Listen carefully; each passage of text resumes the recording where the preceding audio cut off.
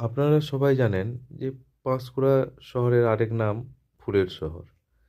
কেন এই ফুলের শহর নাম দেওয়া হয়েছে? কারণ পাঁশকুড়ার কংসাবতী নদীর আশেপাশে গ্রামগুলোতে আপনারা তাকালেই দেখতে পাবেন বিভিন্ন ধরনের ফুলের চাষ। কোথাও গোলাপ, কোথাও চন্দ্রমল্লিকা, কোথাও অ্যাস্টার, কোথাও গ্ল্যাডিওলাস। আর চন্দ্রমল্লিকার রকম ফেরের তো কোনো বালাই নেই।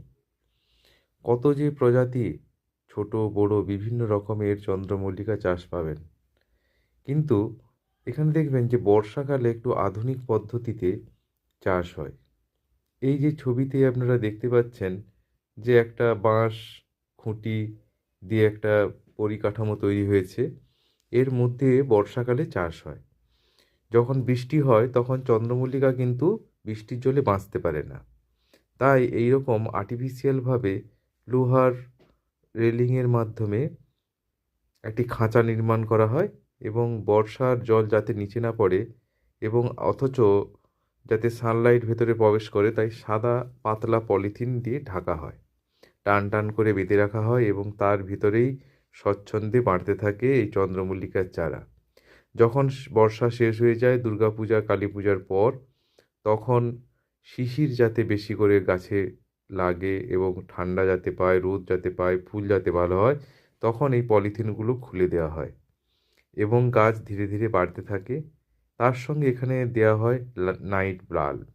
এখানে প্রায় প্রতিটি 4 ফুট ছাড়া ছাড়া এইরকমভাবে একটি করে বাল্ব জ্বালানো হয় রাত্রেবেলা, যাতে চন্দ্রমল্লিকা রাত্রেও খাবার তৈরি করতে পারে এবং এদের ভেজিটেটিভ গ্রোথটা খুব ভালো হয়।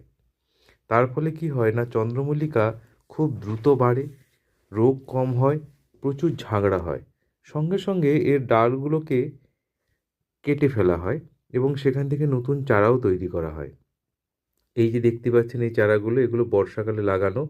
এখন অনেক দেখেইছেন যে অনেক বাগান ফুল বিক্রি হয়ে বেরিয়ে গেছে মার্কেটে, খালি হয়ে গেছে বাগান, সেখানে নতুন অন্য কোনো চাষ হবে। হয়তো কেউ পেঁয়াজ, কেউ গাঁদা এইসব লাগাবে, কেউ আবার ঘুরে চন্দ্রমল্লিকাও লাগাবে।